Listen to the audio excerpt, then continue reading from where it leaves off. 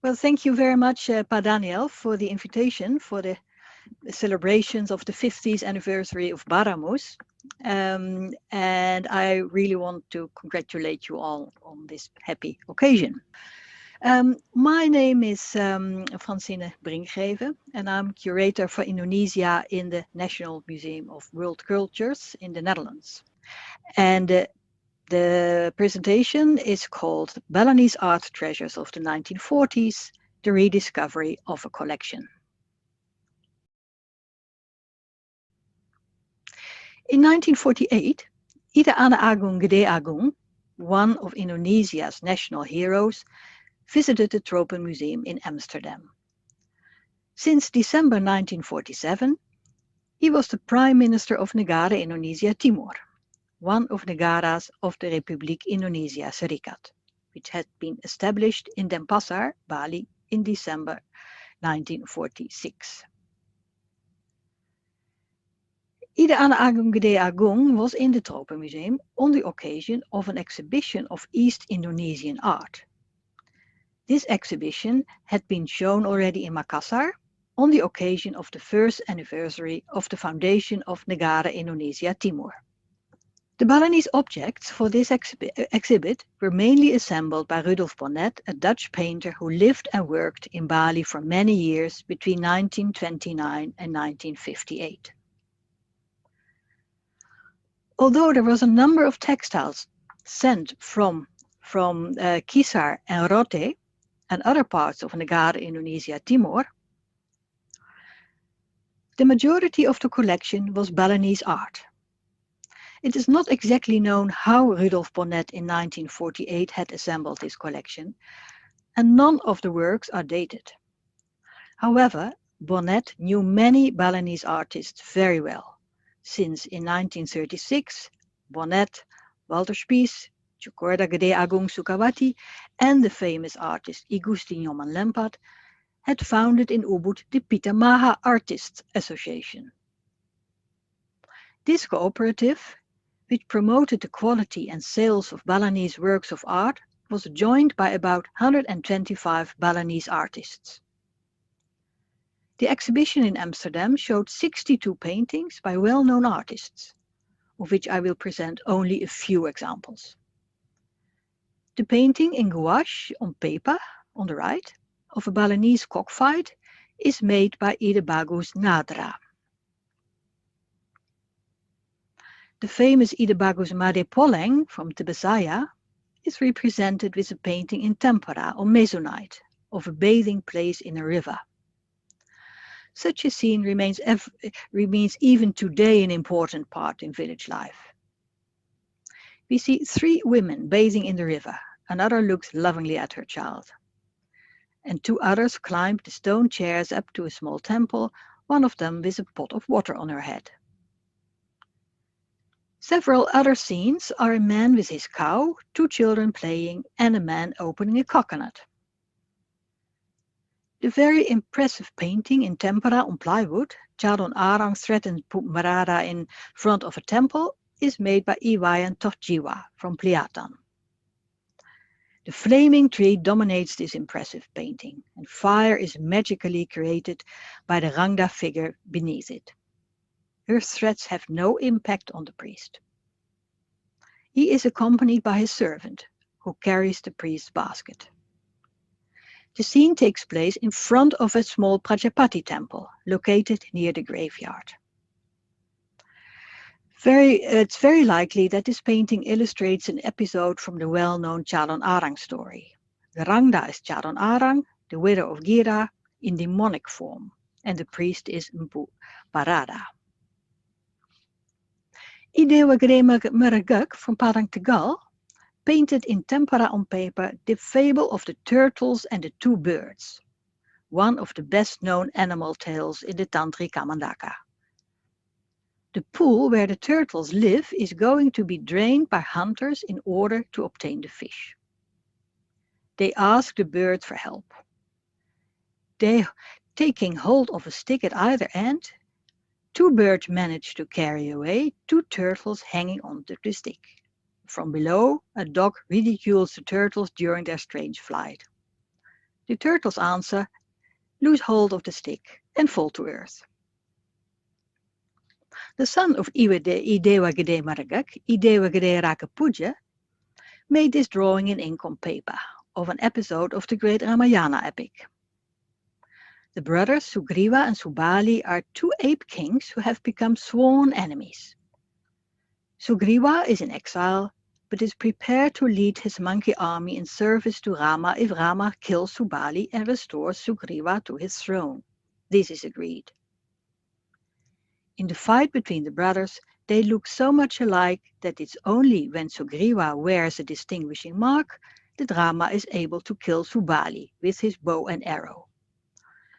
In the painting, the two ape kings are in close combat. To the left of the tree above them, Rama prepares his bow and arrow. Rama's brother Lakshmana is also present, to the right.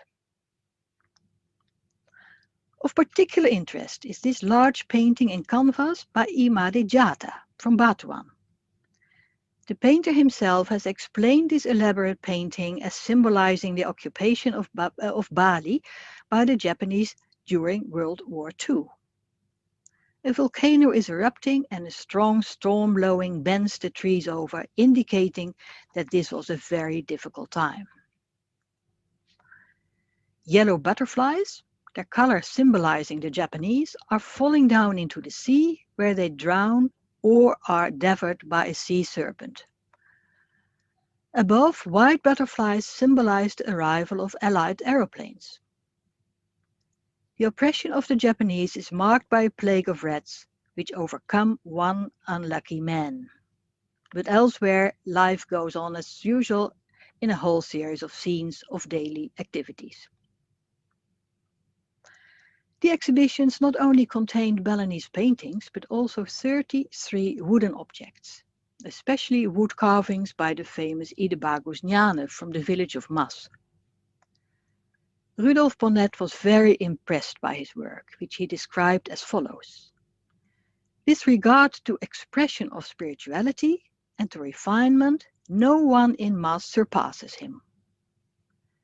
And one of the most remarkable statues is the praying lady sitting on a rock, made from kayu nangka, that was used on the poster for the exhibition in Amsterdam.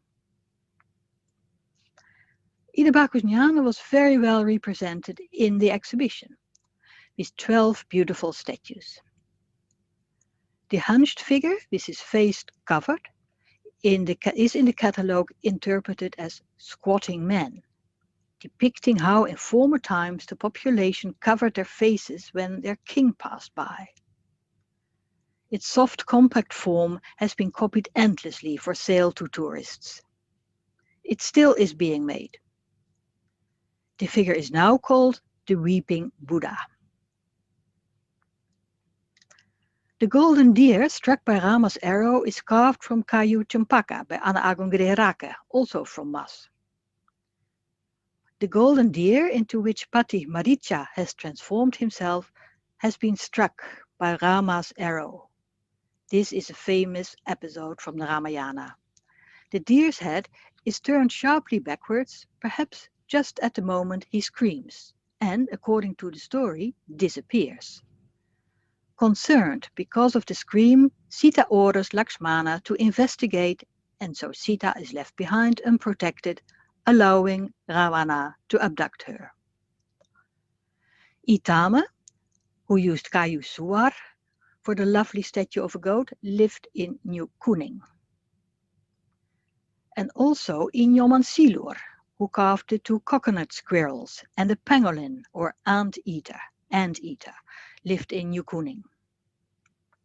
The large statue of monkeys who are sitting in a small flowering tree and eating its fruit is made of kayu waru talu, hibiscus wood.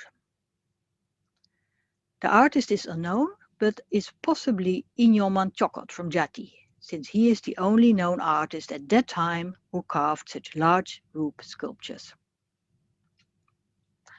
Although the emphasis in this collection was clearly on wood carvings and paintings, also exhibited were 16 silver objects and 8 silver inlaid knives of various kinds.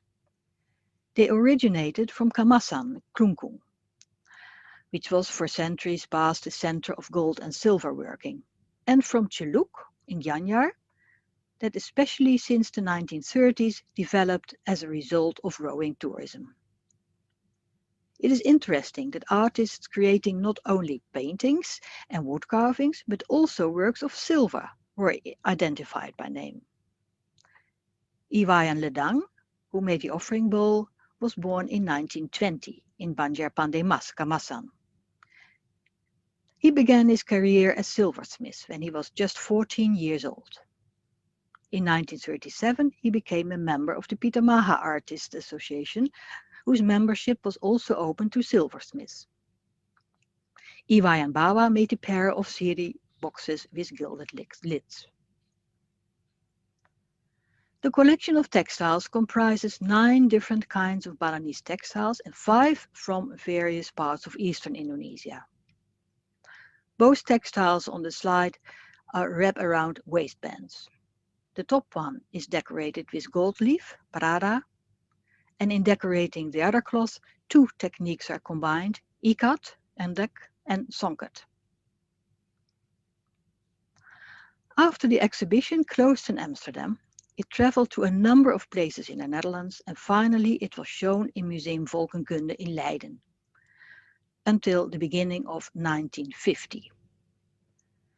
Nothing came of the idea that it should travel further, and certainly not after Negara Indonesia Timur was dissolved in August 1950. But when Ida Ana Agung Gede Agung was appointed Indonesian ambassador in Brussels in November 1950, the collection was exhibited again in Brussels. And the collection traveled with him when he was appointed ambassador in Paris. Here too he had plans to hold an exhibition about Indonesia. But nothing came of that because in 1955 he was appointed Minister of Foreign Affairs and returned to Indonesia. Before his departure, on 4 February 1955, during a visit to the Tropenmuseum, he requested that the museum would look after the collection again. But he added a note that this must not be considered as a gift. Should the government of Indonesia, as legal successor of Negara Indonesia Timur, request the return of the collection, then the museum should return it. This was agreed. 145 objects arrived in Amsterdam at the beginning of March 1955, but since then Indonesia has never asked for its return. However, after the Tropenmuseum in Amsterdam and Museum Volkenkunde in Leiden merged into the National Museum of World Cultures, in 2018 we contacted the Embassy of the Republic of Indonesia concerning the matter of handing over the collection to its rightful owner.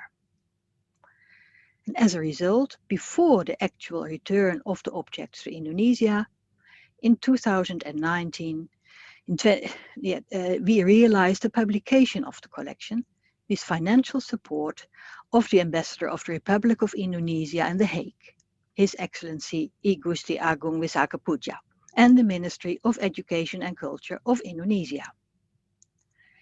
In January 2020, this book was given to the descendants of the Balinese artists whose works are published in the book. And plans are made for the objects to return to Jakarta and be kept in the National Gallery and the Museum Nacional. But due to the COVID crisis, the actual return of this special collection to Indonesia has not yet been realized. But we do hope that this will happen in the foreseeable future. Thank you very much.